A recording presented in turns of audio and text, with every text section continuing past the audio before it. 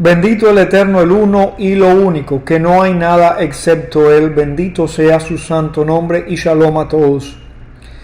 Nuestra compañera de viaje en esta semana es una porción doble, o sea que nos han dado una ración doble de fortaleza, de luz para esta jornada que se ha tornado un poco áspera teniendo en cuenta los acontecimientos internacionales. No en balde estamos atravesando este periodo, estas 3 semanas llamadas semanas de duelo, conmemorando eventos trágicos en nuestra historia. Y la energía que se está moviendo en el mundo es una energía bastante difícil de canalizar. Y vemos que en el mundo están sucediendo cosas que son dignas de análisis, llaman la atención. Así que espero que esta porción les haya proporcionado suficiente ayuda, protección y bendición en esta jornada, y también que el mérito de estudiar Torah redunde en la bendición, en la protección, en la redención de nuestro pueblo, de nuestro amado pueblo. Hay que incrementar el estudio de Torah en este periodo para crear alrededor de nosotros un halo de luz, un halo de protección, que el Eterno nos guarde a todos en su inmensa misericordia. Allá por mi tierra, en Cuba, hay unas plagas que están haciendo mucho daño, muchas personas sintiéndose mal, con diferentes síntomas, algo que no se sabe a ciencia cierta qué es. Algunos dicen que es una cosa, otros dicen que es otra. En la tierra de Israel hemos visto un ataque terrible en el norte de Israel, en la región del Golán, en las alturas del Golán. El Eterno proteja a nuestro pueblo. Bueno, todos sabemos lo que ha pasado en Venezuela, en fin, y otros tantos eventos que siguen ocurriendo en el mundo. Pero vamos a enfocarnos en esta porción y en el mensaje que ellas tienen para nosotros, Matot Masé. Estas dos porciones con bastante frecuencia se leen juntas y sirven para, son de esas porciones que se unen para sintonizarnos, para volver a acoplarnos en el ciclo de lectura con la tierra de Israel, con el pueblo de Israel. Y estas porciones aparentemente no tienen conexión, pero cuando uno hurga un poco y profundiza, cuando se hace una prospección debajo de la superficie, vemos la tremenda conexión y cohesión temática que tienen estas dos porciones en una simbiosis semántica tremenda.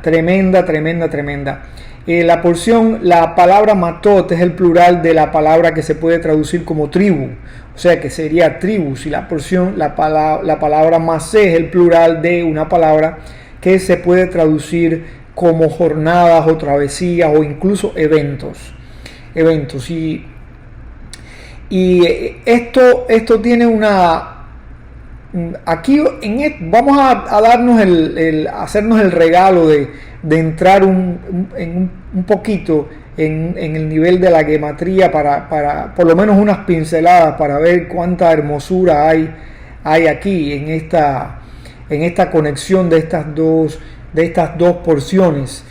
Esta palabra matot, que hace referencia a las tribus, nos habla a un nivel más profundo, no el nivel que usualmente tocamos en nuestros comentarios. Un nivel más profundo habla de diferentes rasgos de la naturaleza humana.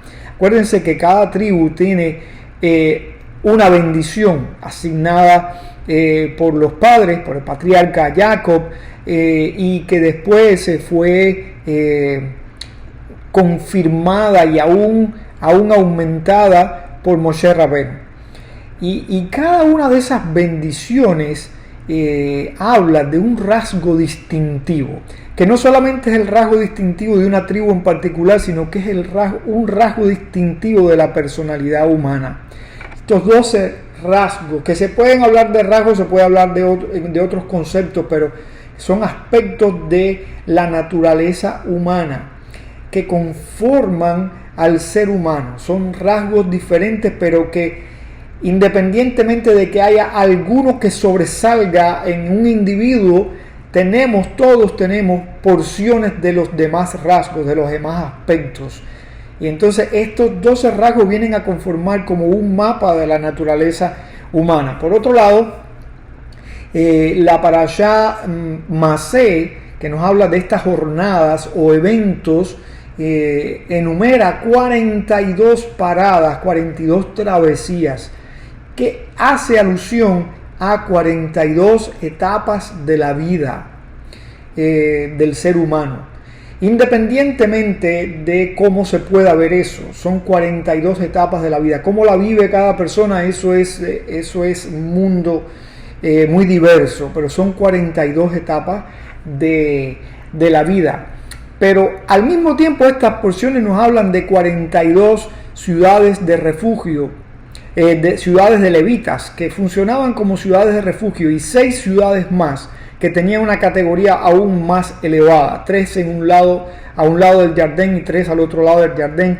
Eran en total 48 ciudades de los levitas, que eran ciudades de refugio. Eso tiene un significado, ciudades de refugio.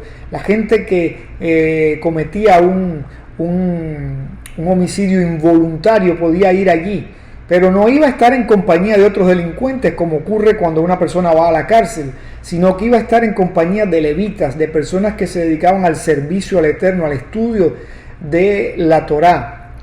Porque aunque fuera involuntario, siempre hay alguna culpabilidad en los actos. Y esto es un tikkun. Ahora, estas 42 ciudades más 6 ciudades que tenían una jerarquía, un nivel más elevado aún, en total son 48, que son las 48 palabras que conforman el Shema. Estas 42 ciudades que se corresponden con las 42 jornadas o los 42 eventos destacados que representan etapas de la vida humana, también se corresponden con los 42 nombres o el nombre de 42 letras del Eterno, un nombre místico, algo de lo que no vamos a hablar en profundidad, ni me creo autorizado para hablar en profundidad, que es el mismo nombre que está escondido en el canto Ana Bejoach, en las letras iniciales de cada palabra, de las 42 palabras que conforman este canto. Y ese nombre se corresponde con estas 42 etapas, con estas 42 ciudades. Si sumamos estas otras 6 que totalizan 48, vemos que se corresponde con la oración más elevada del pueblo de Israel, la oración que encierra el concepto más profundo de la fe del pueblo de Israel. Me refiero a la oración que comienza diciendo Shema Israel, Hashem Eloheinu, Hashem Echad. Este es el concepto más profundo que manejamos. Y esa primera frase tiene 6 palabras. Y después de ese puente que decimos muy bajito, que no es parte del texto de la Torá, que lo añadimos haciendo eco de las palabras angelicales, lo que sigue, el párrafo que sigue, tiene 42 palabras, que también se corresponde con estas 42 etapas y con estas 42 ciudades, y que totalizan en definitiva 48 palabras, que vienen siendo las 48 ciudades de los levitas. Y fíjense, esto es solamente tocando temas gemátricos a un nivel básico, pero cuánta abundancia, cuánta riqueza, cuánta hermosura hay en todo esto, que nos demuestra que en todo esto hay una conexión a todos los niveles de interpretación maravillosa. Entonces, entrando en el tema de la primera porción, que se llama Matot, las tribus, las 12 tribus que representan, como dije, 12 aspectos de la naturaleza humana. Uno de los primeros temas que se presenta o que sale a la luz es el tema de los votos y los juramentos.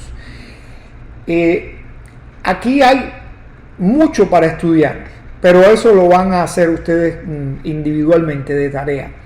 ¿Qué es un voto y qué es un juramento? Son dos cosas diferentes. Y las traducciones voto y juramento son aproximaciones que no se acercan al significado de la palabra en hebreo. Queda una laguna ahí por el medio en la traducción que es insalvable por dificultades del idioma, de la semántica.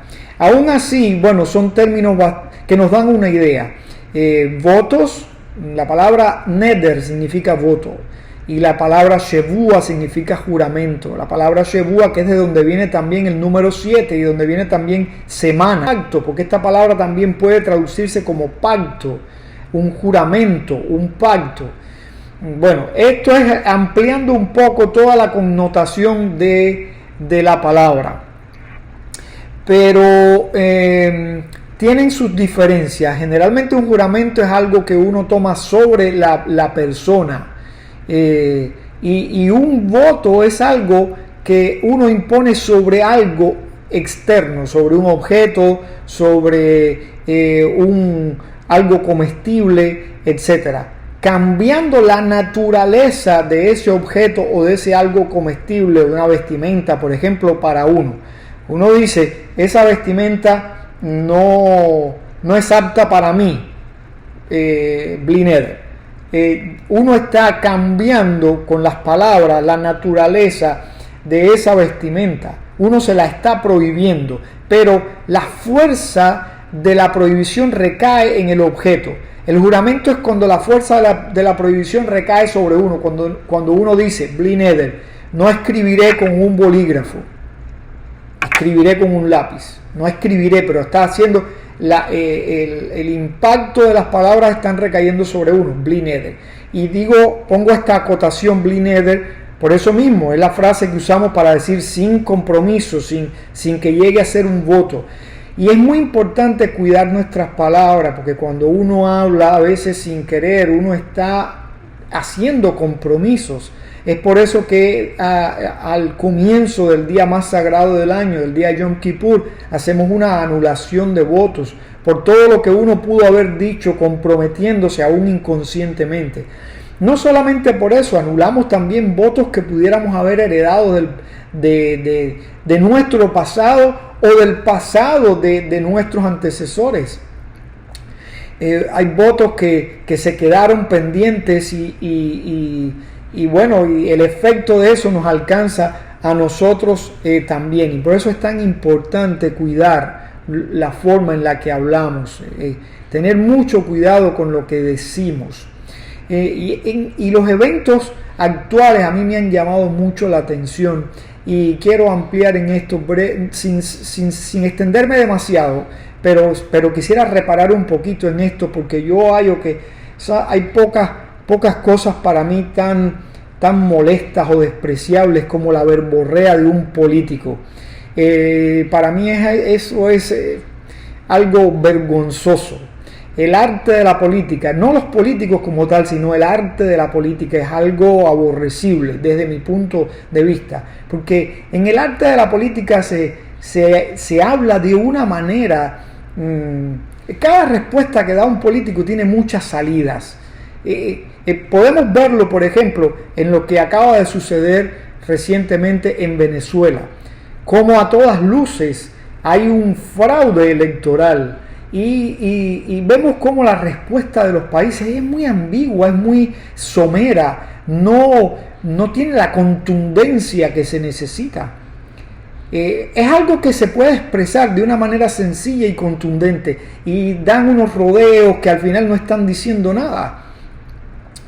Y no voy a poner ejemplos, creo que es algo suficientemente conocido que la mayoría de ustedes estará enterado de todo eso, pero llamo la atención sobre eso porque es un evento de verdad que nos ha conmocionado a los latinos especialmente, ver cómo los políticos manejan las cosas de una manera hasta ridícula.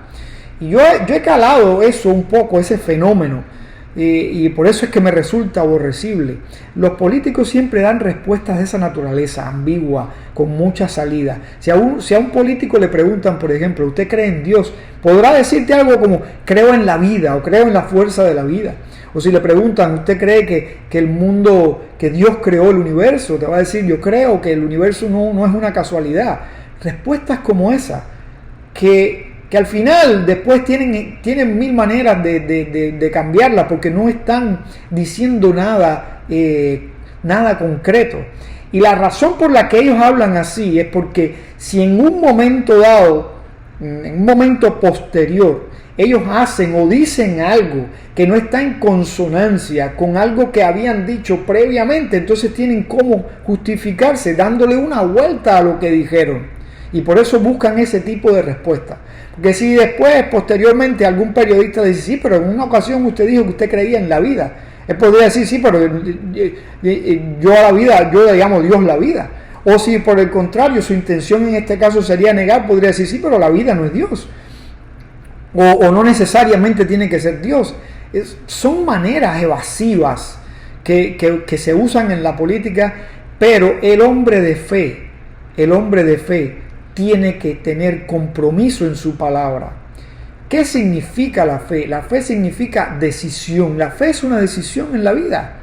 Uno toma una decisión basado en el conocimiento que uno tiene, que puede cambiar, tenemos que estar abiertos al cambio, pero uno tiene que ser consciente y comprometido con la fe que uno ha abrazado, hasta donde uno puede comprender las cosas. Yo abracé los 13 principios de fe de nuestra Torá expuestos por Maimónides, y el primero de ellos es que Dios está presente, que Él es la fuerza generadora de todo lo que existe, y ese es un principio con el que yo estoy comprometido, y en eso consiste la fe, en tener un compromiso, y eso tiene que estar evidenciado en la manera en que uno se expresa. Uno no puede ser tibio en eso, no puede ser ambiguo. Tenemos que tener bien claras nuestras definiciones, porque a Dios le agrada que seamos así. Y no quiere decir que seamos fanáticos o cerrados y que no podamos admitir un cambio en nuestros conceptos, porque lo que ahora sabemos mañana pudiera cambiar, poco o mucho. Y uno tiene que ser sincero también con eso y decir, bueno, hasta aquí pensaba esto, pero he aprendido que también existe esto otro, que puedo añadir esto otro a mi concepto, ampliarlo con algo nuevo que he aprendido. Somos abiertos a eso, pero mientras no llegue un cambio dado por un aprendizaje legítimo, no cualquier aprendizaje ni de cualquier fuente, pero mientras no llegue un cambio, nosotros tenemos que ser sinceros y comprometidos con nuestra palabra, pero también tenemos que ser muy cuidadosos con nuestra palabra, muy cuidadosos. Bien, eso será algo que quería tocar de esta primera porción tan hermosa. Después de esto vemos la guerra con Midian, en la que no voy a entrar en ese tema porque es un tema que puede suscitar muchas preguntas y lo voy a dejar para que lo estudien, y en otro momento, si el Eterno lo permite, pues estaremos debatiendo eso, porque es algo que puede ser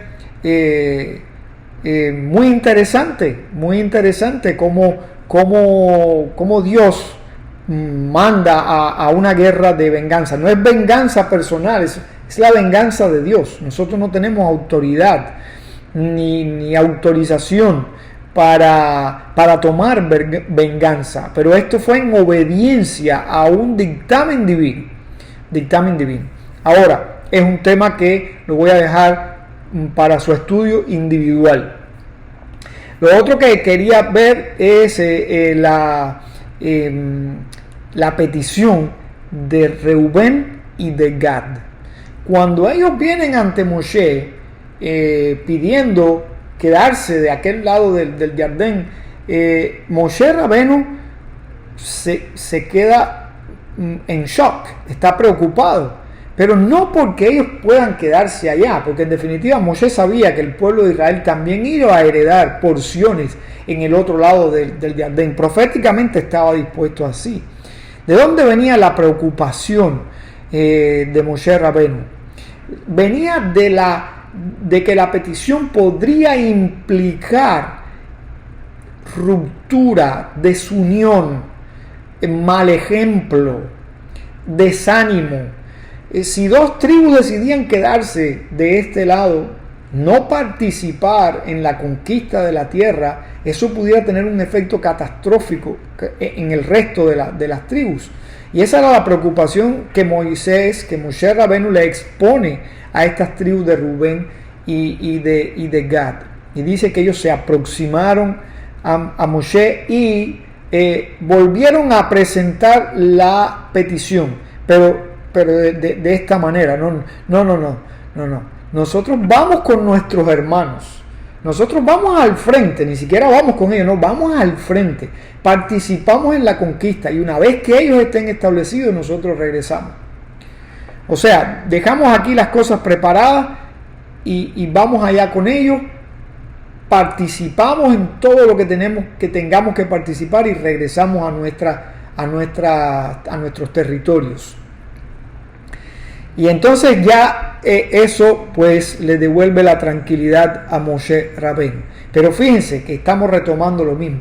Compromiso, sinceridad, compromiso con lo que uno expresa. Las tribus de Reubén y de Gad cumplieron al pie de la letra lo que dijeron. Y encabezaron la conquista de la tierra prometida. Y se quedaron aún 7 años más, la conquista duró 7 años, se quedaron 7 años más hasta que se terminara la repartición de los territorios y entonces regresaron a los de ellos. Hubo honestidad y hubo compromiso en su petición y lo cumplieron al pie de la letra. Independientemente de que estas eran tribus guerreras, tribus con un poder militar tremendo, una capacidad militar tremenda.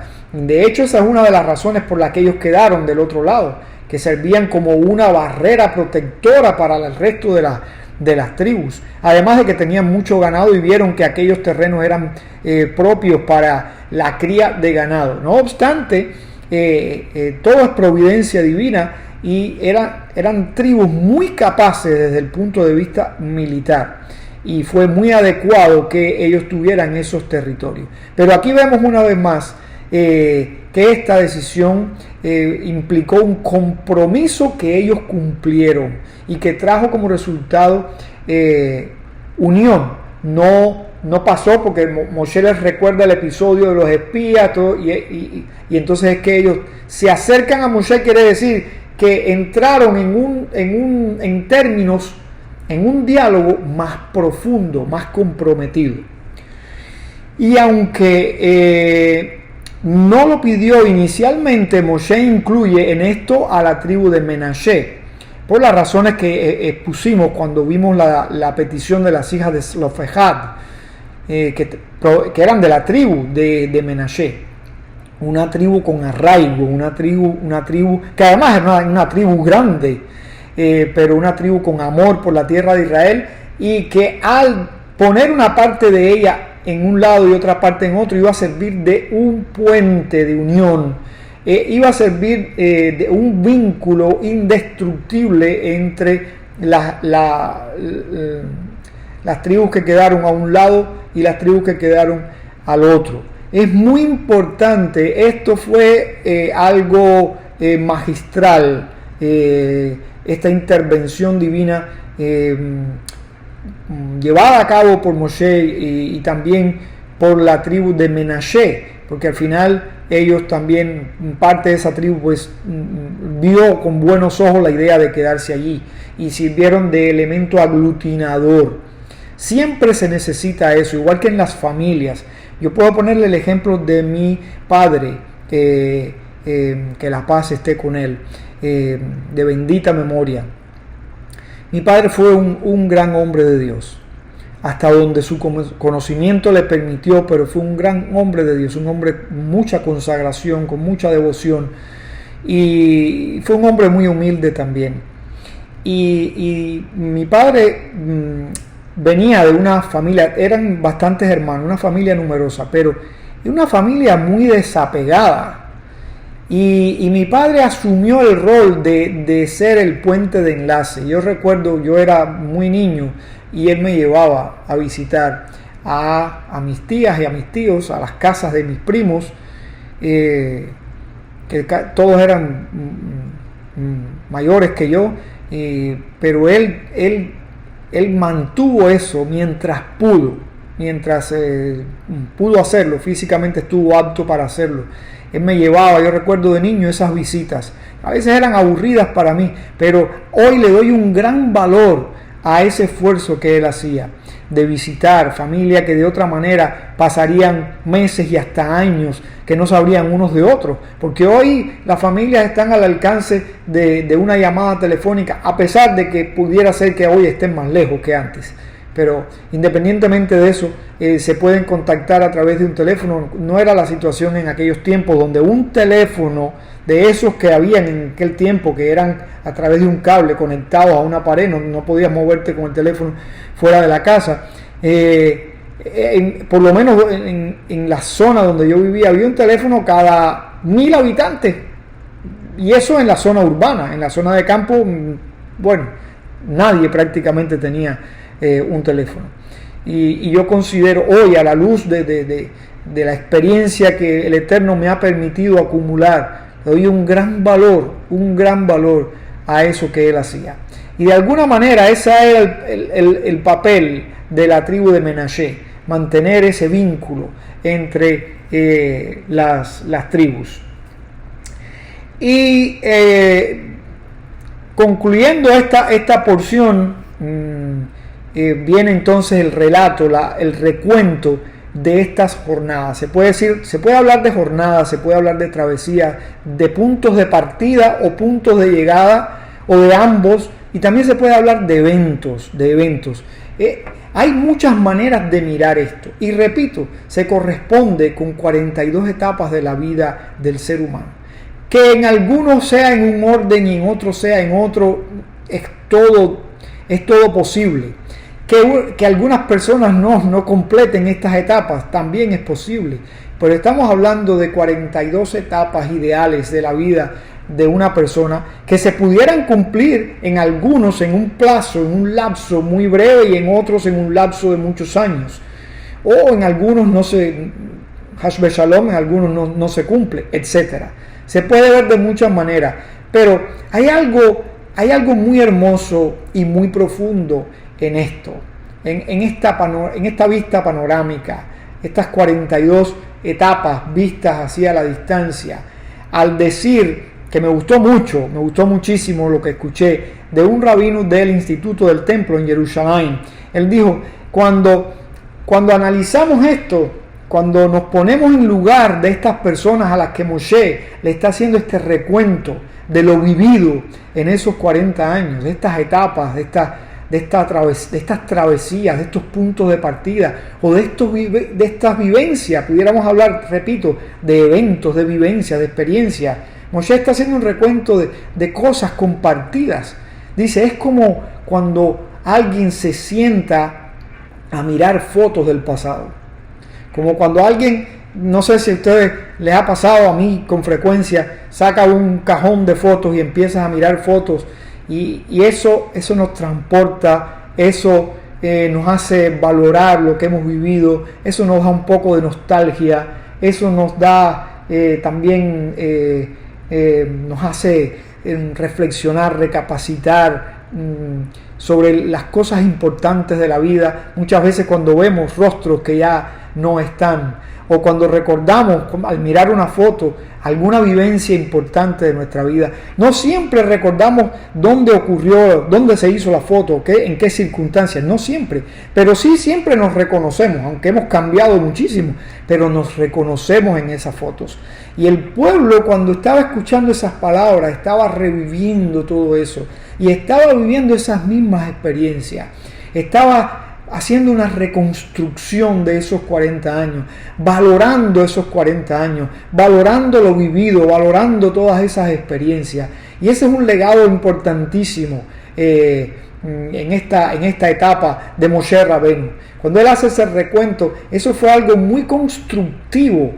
Eso movió a cada persona hacia adentro. Es como ir en un viaje a la inversa, como aquella historia de Alejo Carpentier, Viaje a la semilla, donde la historia ocurre desde el final hacia el principio, en vez del principio hacia el final. Pero eso es un ejercicio espiritual muy importante. Recorrer estas 42 etapas, analizar estas 42 etapas, que en tu vida pueden ser de una manera, en la mía pueden ser de otra, pero recorrer esas etapas de la vida, saber que están asociadas a nombres de Dios, saber que están asociadas a las palabras del Shema, saber que están asociadas a estas ciudades de refugio, estas ciudades de segunda oportunidad, estas ciudades de rectificación, estas ciudades donde íbamos a estar en contacto con personas cuya especialidad era estudiar Torah y servir al Eterno. Eso necesariamente tiene que hacernos reflexionar, y es muy importante esa reflexión para asegurar los pasos que damos en el camino, para tratar de no desperdiciar nuestro tiempo, nuestros días, para tratar de llenarlos de contenido, para tratar de que las etapas que vienen, los puntos de partida o de llegada que vienen, las travesías que están por venir, si el Eterno nos presta vida, sean de calidad, sean dignas, sean para traer en verdad honor al uno y al único. Bendito sea su santo nombre, y shalom a todos.